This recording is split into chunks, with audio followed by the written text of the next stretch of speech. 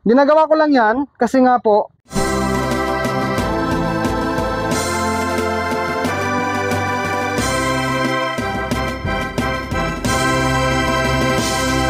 mga ka-farmers, magandang araw po sa ating lahat. Welcome back po sa aking channel. For today's video, samahan niyo po ako guys. Gusto ko pong ibahagi sa inyo ang update po sa aking isang baboy inahin na meron pong yellow ear tag. So sa mga nagtanong dyan, sabi ni Bicolano Riders, Sir, update sa inahin mo, nanganak na ba? At ang sabi naman ni kabayang Michael Cardinal, Bossing, ilang days nyo po pinapaliguan ang baboy or ang baboy inahin na bagong panganak? Ang sagot natin dito ay hindi pa ho nanganak mga ka-farmers ang akin pong baboy inahin ngayon na meron pong yellow ear tag. Dito sa tanong ni kabayang Michael Cardinal, base lang sa aking ginagawa, 1 week or 7 days after nanganak, saka po ako nagpapaligo sa kanya. So 116 siya po ay nagbubuntis guys, pero hindi pa rin po siya nanganak guys, honestly. So bago tayo magpatuloy guys at bago tayo tumuloy sa aking babuyan doon, ipakita ko lang saglit sa inyo yung aking 10 kawayan na buo po, no? Gagamitin ko yan guys para po sa aking babuyan. Kunting repair lang po guys, no? Okay, so tara, puntahan natin ang aking babuyan guys. Ito, meron akong ginawang unang foot bath ha, beginners. Foot bath ay mahalaga sa ating babuyan. So dahil meron tayong ginawa na galing tayo sa labas, mag foot bath tayo. Ayan. So ito po ay mga short ko noon na hindi ko na ginagamit, ginawa ko siya sa pare sa foot bath. Ang tubig ay meron po yung major din na halo. Okay, proceed tayo. Dito na mga ka-farmers, no? Dito na po. Honestly mga ka-farmers, dito, ang feeding ko sa baboy inahin na meron pong red ear tag, normal pa rin. 3/4 kilo hanggang 1 kilo per meal. Try sa feeding, with feeding. Samantala, dito naman sa isa, yung pong umabot na ng 116 days old ngayon sa pagbubuntis, siya po ay, pinapakain ko lang siya ng kunti-kunting dakot lang guys, kasi kawawa ang inahin, no? Bigay.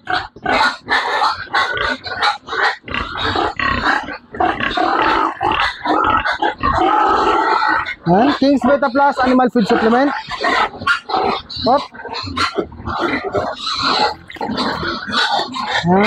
Kawawa siya kung hindi siya makakain ng kunti.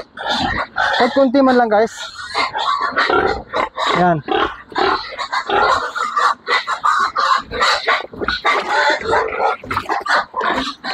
Kasi hindi pa naman siya nag-labor mga ka-farmers. Kakakainin ko muna guys para manahimik, no? Naingay kasi sila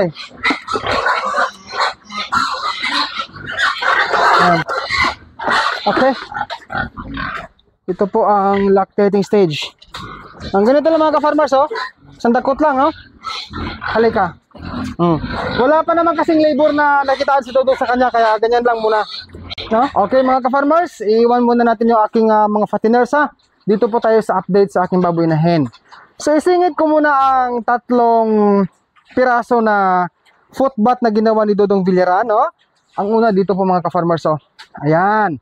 So talagang pang poor piggery style lang talaga ito ha. Ulitin ko, lumang short na hindi ko ginagamit, napakinabangan ko pa kaysa bibili pa ako ng mga basahan, no? So naglagay tayo ng major D sa tubig. Tapos may gate dyan. Dito naman, pangalawang foot bath. Yan, same status. May mga short na luma na hindi na ginagamit ni Dodong. Dyan din po, same status, may tubig. Meron ding halong major D. Dito pangatlo, ito. Yan. Sama ko po guys ha, kasi ako ay talagang nais kong ibahagi ang anuman na mga munting ginagawa ko sa aking babuyan, no? Yan, foot bath, kasi dalawa ang entrance ko dito Dito left side, yan, pangalawa dito, sa kabilang inahin area. Regarding sa chinilas, dalawang pares to. Ito, yan. So, ito po ay para sa looban, at ang isa naman, sa isang parte na, no, ay meron din po chinilas. Sandal, I mean, no? Ayan, so ito guys, ang aking baboy inahin na to, siya po ay talagang umabot na po siya ngayon ng 116 days old na nabubuntis. Honestly, noong ano guys, noong nag 114 days old po siyang nagbubuntis po. Yung po talaga ang kanyang due date. Pero ito, Papakita ko po sa inyo ha. Ayan. So, noong 114 days old po siyang nagbubuntis na due date niya or estimated na kapanganakan, nagsimula pa lang pong lumalaki ang labasan po ng kanyang ihi. Ayan o. So, ngayon ay talagang lumaki. Ganyan po itsura. Lumaki talaga siya. Sa akin pong feeding sa kanya, base lang sa akin naranasan ngayon at noon sa una kong baboy inahin. Sa una kong baboy inahin noon, nanganak po yun mga ka-farmers sa edad lamang na 113 days old since AI. So advance po siya ng advance po siya ng isang araw, no? Isang araw ang advance niya. Nanganak na po 'yon. Then yun guys, siguro kung di ako magkamali, dalawang parity o tatlo. Ang same number of days na nanganak po 'yon, no? 113 days lang po mula AI. Ito naman guys ang isang inahin ko na to. Talagang lumagpas po siya sa due date niya or araw ng kapanganakan, estimated na number of days mula sa araw na nag-AI kami sa kanya. Talagang hindi maiwasan talaga na ang isang baboy inahin ay manganganak tugma sa due date niya at talaga namang nangyayari rin na late ng pagpanganak mula sa due date niya. No, talagang guys, ang sabi nga sa mga eksperto base sa libro na akin pong nahalungkat, sinabi doon, ang pagbubuntis ng isang baboy inahin ay mula sa AI, umabot ng guys, 120 days, no, mula pakasta sa kanya o pabulog. Meron nga iba umabot ng 121, 22, pero may mga instances po na nagkakaroon ng hindi magandang pangyayari sa mga biik, Minsan, may mga biik na ilalabas na wala na pong buhay. So sana po itong aking baboy inahin, sana po safe po ang kanya pong mga biik sa kanya pong looban sa katawan niya. Pero dahil ako ay naggawa rin ng isang practice, practice sa baboy inahin ko na masana. Ganito guys, yan, ginaganito ko ang kanyang tiyan. Yan. Practice ko sa kanya to bilang inahin na masanay siya, assuming na mayroong mga biik na kumukuha ng gatas sa kanya. Yan. Okay? Ganyan. Guys, nag-ano ako ganito kasi nga may guantes naman ako eh. Okay? Ganyan, Isa to mga beginners sa practice, ha? Practice sa baboy inahin, ha? Disclaimer lang, ito po ay sarili kong paraan.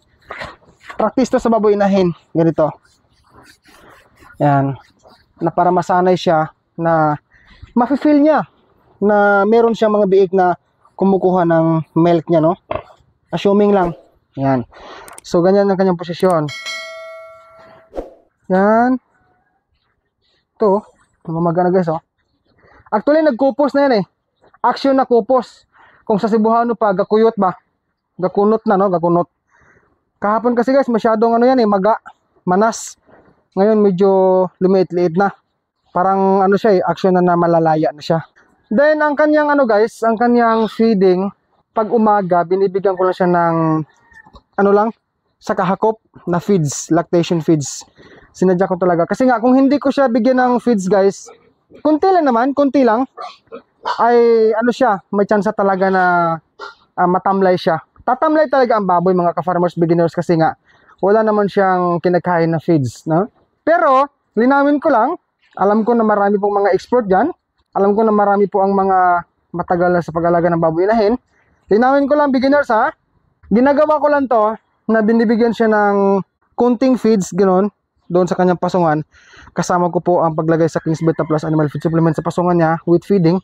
Ginagawa ko lang yan kasi nga po, hindi ko pa naman siya nakitaan na naglabor. Ulitin ko ginagawa ko lang yan kasi nga hindi ko pa siya nakikitaan na naglilabor siya. Pero pag meron akong maobserbahan sa baboy inahin na to na gagawa-gawa na siya ng nest or pugad, tapos may lalabas na milk sa kanyang udder o mga labasan ng gatas, hindi po talaga pwede pakainin yan. Ang kasi disadvantage mga ka-farmers, beginners, ang disadvantage po pag pinapakain ng marami yung baboy inahin na siya ay maglilabor na ganoon, ay talagang may chance po na mahirapan talaga siyang manganak. Kasi nga, pag busog siya, may chance na aantukin siya. Pero ang biik kasi, pag talagang oras na sila ay lalabas, lilikot-likot yan, then makaramdam ang inahin ng hindi magandang karamdaman, masasaktan yan, yung kanyang tiyan.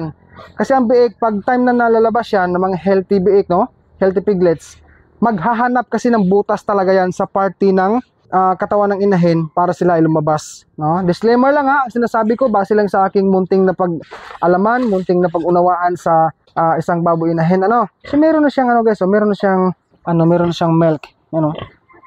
Yan. Okay. Itong mga langaw guys, ano to sabad ba, samok. Actually, naglilinis ako kanina dito Pagkatapos ko lang naglinis na naman ulit Then siya nga pala guys, mag-us update ha, disclaimer lang ha, pinaliguan ko pa rin siya mga ka-farmers. Ang rason ko kung bakit ko siya pinaliguan, kanina grabing hingal nila, no? Ito, pati ito guys, hinihingal din to. Yan. Mga bandang alas 10:30 ng umaga. So nahingal sila dahil sa init, pinaliguan ko. After kong napaliguan sila, umukay, nag-relax po ang kanilang katawan. Ang King's Vita Plus Animal Feed Supplement mabibili po sa Agri-Vet stores nationwide. Kung hindi ito available sa inyong lugar, maaari po kayo mag-direct order sa Shopee sa KBM Agri-Vet Lines. Pwede rin sa Facebook page ng King's Vita Plus Animal Feed Supplement. Link nila ay nasa description o pwede po kayo mag-text o tumawag sa kanilang cellphone number 0917-795-0220. Available po ang COD or cash on delivery. Ano ba? Okay. Sa mga ka-farmers, ako po ay mag-update na lang po sa inyo kung ano man po ang kanyang kalagayan pag siya po ay nanganak na, no? Maraming salamat po for watching this video. God bless po sa ating lahat mga ka-farmers. And peace out everyone. Bye-bye!